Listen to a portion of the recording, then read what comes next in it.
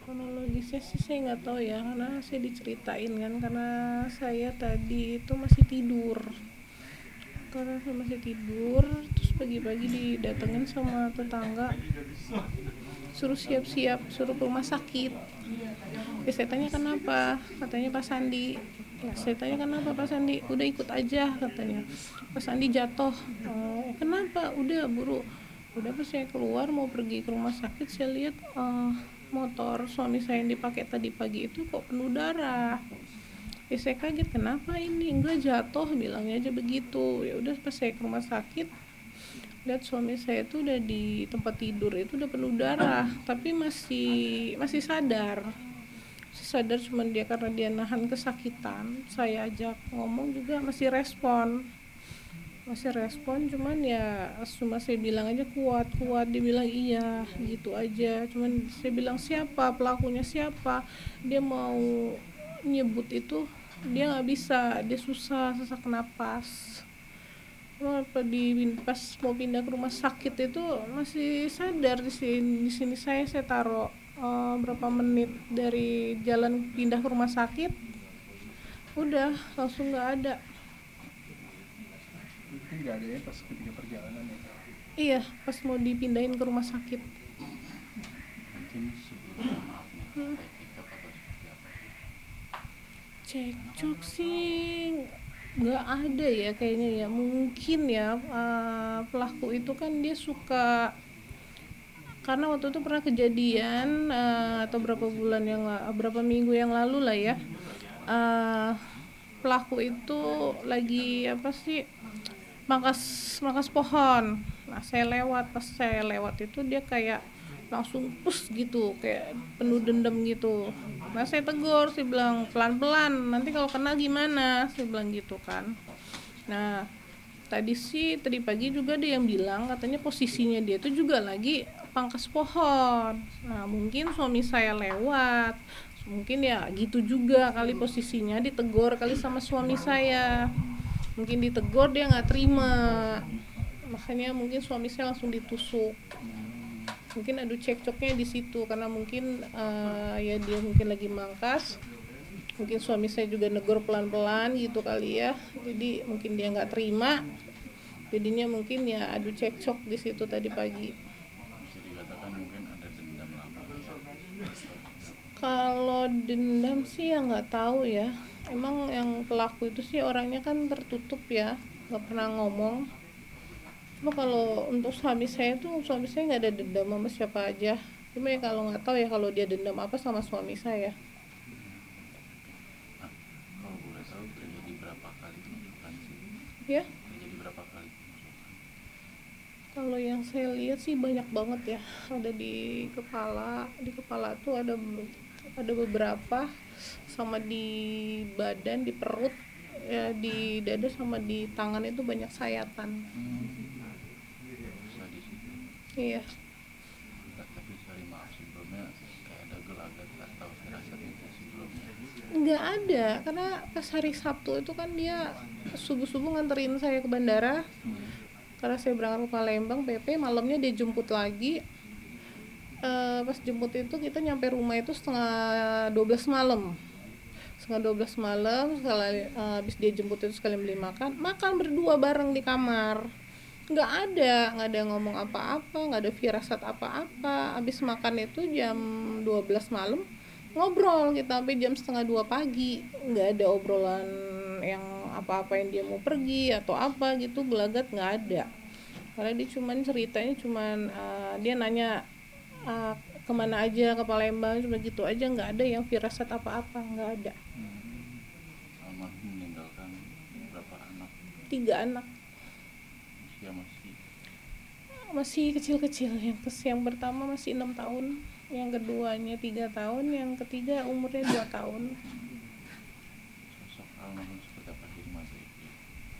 Kalau sosok almarhum ya dia suami yang baik ya, pengertian, ya pokoknya baiklah. Apalagi karena beliau dekatnya sama anak-anak ya, makanya ini saya nggak sanggup ngadepin anak-anak, karena anak-anak itu dia nggak bisa tidur kalau nggak ada bapaknya. Berarti sampai saat ini anak belum tahu? anak-anak taunya tadi ayahnya bobo. Mulai pengertiannya seperti itu. Iya, dia tahu tadi kita liatin kan, ini ayah, iya ayah bobo. Udah gitu aja dia bilang. Apa sih yang selalu diingat dari almarhum? Selalu ingat ya, apa ya, ya dia orangnya usil ya kalau sama saya. Cuman ya nggak tahu lagi deh, karena ya banyak ya, kalau mau dibilangin kebaikan emang dia baik sama saya. Nah, sampai sejauh ini saya masih sama dia, sama anak-anak, karena dia emang nggak batasin saya untuk kerja, untuk apa, enggak. Kadang kalau misalnya emang dia lagi free gitu, dia selalu nganterin saya kerja dari pagi sampai sore, nungguin ya, karena rencana tadi kita hari ini, hari Minggu tadi, rencananya mau ke Bandung, karena mau ngajak anak-anak jalan-jalan, karena anak-anak minta ke Bandung. Emang sih dia bilang, kan saya tanya jadi ke Bandung jam berapa, jam 11 aja katanya, kenapa nggak pagi, jam 11 aja katanya, karena saya mau ini dulu katanya, apa, mau ngurusin bakso, kan dia usaha bakso baru usaha bakso ini baru 2 minggu dia bikin usaha ini. Katanya nanti saya mau ngurusin bakso dulu, baru nanti kita jam 11-an kita pergi. Biasanya tuh tiap pagi kalau misalnya dia emang, biasanya kan dia nganterin makan ayam ke rumah belakang, biasanya sih tuh tiap pagi tuh dia bangunin saya, bangunin yang aku mau ngasih makanan ayam dulu. Nah ini tadi pagi dia nggak bangunin saya. Itu menjadi salah satu. Iya, dia nggak bangunin saya. Biasanya dia bangunin saya kalau misalnya dia mau keluar. Ini tadi pagi dia nggak bangunin. Tadi kakak sebelumnya bicara kan sama kakak, Iya. sedang menebasi kalau bilang pelan-pelan. Ada makna sebelumnya pikiran kita itu nggak ini kenapa aku bisa seperti gini sama kita, sentimen sama kita itu sempat terpikirkan nggak sih kayak gitu? Iya sih, sepertinya memang.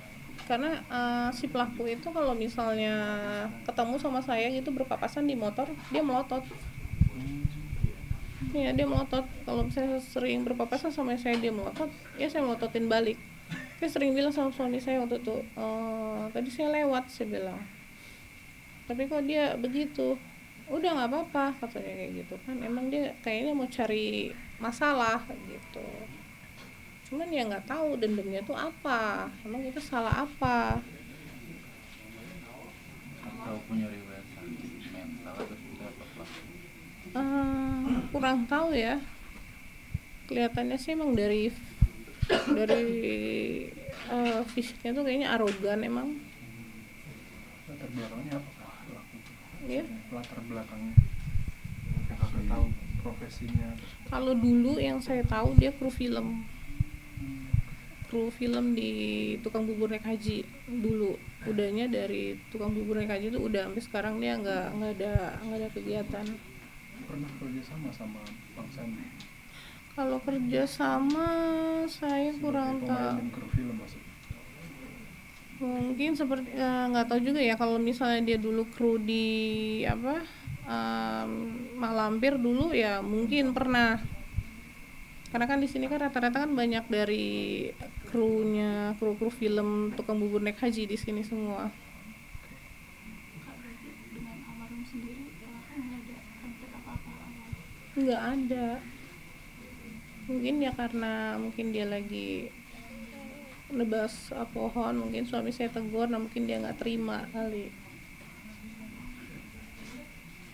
Yang terakhir Kak, minta doanya Kak pada pemirsa di rumah Kak, doanya. Ya saya Almarhum wafat di usia berapa Kak? ya Almarhum wafat di usia 45. 5 ya? Iya, 45. Ada pesan nggak sih Kak dari almarhum sendiri? Pesan-pesan dari almarhum? Nggak ada. Apa komunikasi terakhir yang tadi masih bisa respon apa sih komunikasinya? Karena tadi saya pas dia masih respon tadi, saya cuma bilang kuat ya, kuat, saya bilang kayak gitu. Ada anak-anak, dia bilang iya, kuat. Udah habis setelah dibilang kuat itu, dia seperti otodidak itu, dia teriak-teriak, jangan gitu, jangan. Udah gitu doang, udahnya selebihnya udah dia lagi nahan kesakitan karena penuh darah udah. Untuk sejauh ini pelaku sudah diamankan polisi. Belum ketemu. Tapi untuk keluarga pelaku sendiri tinggal sendiri atau sama istri dan anak? Tinggal sama istri sama anak-anak. Dan saat ini sudah diamankan. Enggak, masih ada Masih ada. istrinya. Sempat menanyakan. Belum, karena kan saya dari pagi ngurus almarhum di rumah sakit Polri. Tapi tidak hadir dalam melayat Enggak, atau dalam proses pemakaman. enggak, enggak. Kalau soal mungkin ada cekcok pas rapat RT gitu atau seperti apa, atau emang sama sekali nggak ada?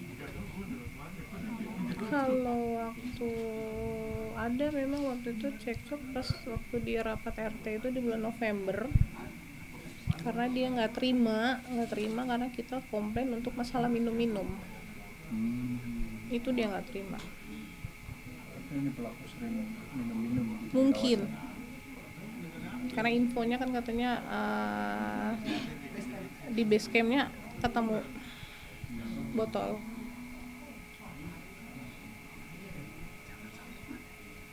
Ini Tapi setelah percekcokan itu dari pelaku seperti apa Kak mungkin responnya?